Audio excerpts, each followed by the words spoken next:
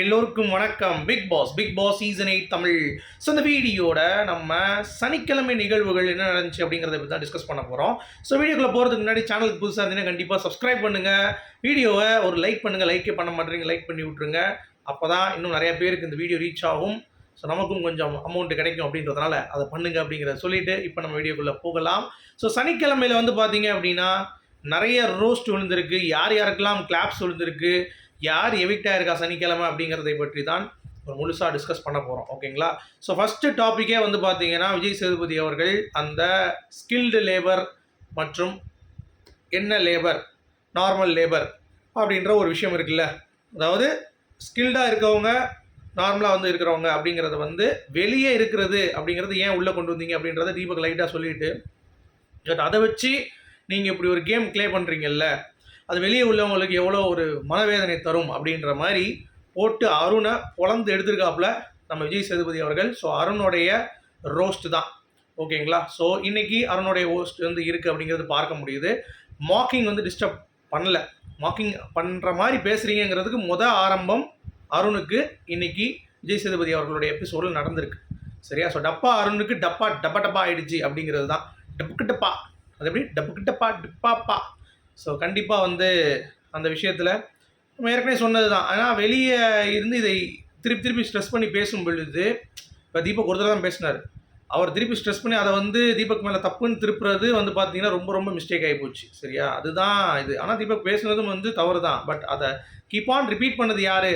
அவங்களுக்கு தான் வந்து ரோஸ்ட் கொடுத்துருக்காரு விஜய் சேதுபதி அவர்கள். ஸோ இது ஒரு டாபிக் கவர் பண்ணப்பட்டிருக்கு. அடுத்து ரொம்ப முக்கியமான ஒரு ரோஸ்ட்டு, ஜெஃப்ரியோடைய நாமினேஷன் ஃப்ரீ பாஸ். அதை பற்றின டிஸ்கஷன் போய் எல்லார்கிட்டையும் வந்து பார்த்தீங்கன்னா கேள்விகள் கேட்கப்பட்டிருக்கு. அதில் எல்லாரும் வந்து பார்த்தீங்கன்னா ஜெஃப்ரி கொடுக்கக்கூடாது அப்படின்ற மாதிரி சொன்ன உடனே ஜெஃப்ரி அப்படின்னு சொல்லிட்டு அவருக்கு ஒரு ரோஸ்ட்டை போட்டுட்டு யாருக்கு கிடச்சிருக்கலாம் அப்படின்ற மாதிரி அடுத்த கேள்விகள் வந்து வந்திருக்கு. அதுக்கு வந்து மஞ்சரி தீபக் தான் அதிகமாக வந்திருக்காங்க. அதுக்காக நாமினேஷன் ஃப்ரீ பாஸ் எடுத்து கொடுக்க முடியுமா? கொடுக்கலையா? ஸோ அது ஜெஃப்ரிக்கு தெரியப்படுத்திட்டு, பாடுறா எவ்வளோ கேவலமாக நீ வாங்கியிருக்க அப்படின்னு சொல்லிட்டு உட்கார வச்சுருக்காங்க. இதுக்கு சும்மாவே இருந்துடலாமே, பருத்தி மூட்டை கூட இல்லை அப்படின்ற மாதிரி இருந்திருக்கு. சரியா? அடுத்து முத்துக்குமரன் அவர்களுக்கு இன்றைக்கி கிளாப்ஸு கட்டு இல்லையா? நேரில் பார்த்தவங்க சொன்ன அப்டேட்டு. சரியா? ஒரே தடவை எந்திரிக்கிற போது மட்டும் வந்துச்சு போல். அதுக்கடுத்து அவர் பேசும் பொழுதுலாம் இல்லை கம்ப்ளீட்டாக. அதை எப்படி கொண்டு போகிறாங்க, அதை கட் பண்ண போகிறாங்களா இல்லையாங்கிறது தெரியல. அவருக்கு ஒரு டீசெண்டான கிளாப்ஸ். தீபக்குக்கு இருக்கிறதே லவுடஸ்ட் கிளாப்ஸ் தான். அந்த லெவலுக்கு தட்டிருக்காங்க. தீபக் அரங்கை அதிர வைத்திருக்கிறார் அப்படின்றாங்க. அடுத்து சௌந்தர்யாவுக்கு பறந்த கைட்டட்டு. இன்றைக்கி சௌந்தர்யாவுக்கு தீபக்கு தான். பட் தீபக்கு சௌந்தர்யாவோட ஒரு லெவல் மேலேயே போயிடுச்சு அப்படிங்கிறது பார்க்க முடியுது. அடுத்து ரயானுக்கு வந்து வாழ்த்துக்கள் சொல்லி மஞ்சரிக்கும் ஒரு வாழ்த்துக்கள் சொல்லியிருக்காரு. தீபக்கையும் வாழ்த்தியிருக்காரு நம்ம விஜய் சேதுபதி அவர்கள். அவங்களும் எந்திரிச்சு நிற்கும் போதெல்லாம் வந்து செம்ம கிளாப்ஸ். சரியா? அதாவது தீபக், மஞ்சரி, ரயான், சௌந்தர்யா இவங்க 4 பேருக்கும் வந்து நல்ல கிளாப்ஸ். அதில் ஃபஸ்ட்டு கிளாப்ஸ் வந்து தீபக்கு தான்.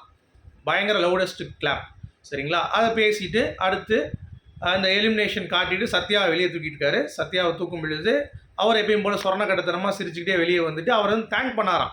எவ்வளோ கேடு கட்டத்தனம் பாருங்கள். இவங்கெல்லாம் முன்னாடியே தூக்க வேண்டாம், வெளியே வந்து நின்றுட்டு எல்லாத்துக்கும் நன்றி அப்படின்னு சொல்லாமல் ரஞ்சித், விஷால், அருண் அந்த குரூப் இருக்கும்ல, சத்யாவோட குரூப்பு, அந்த குரூப் கிட்ட மட்டும் வந்து நன்றி சொல்லிவிட்டு தேங்க் பண்ணிவிட்டு கிளம்பியிருக்காரு. மிச்சம் யாருக்கிட்டையும் அவர் வந்து இது பண்ணலையா? ஸோ எவ்வளோ இது பாருங்களேன்.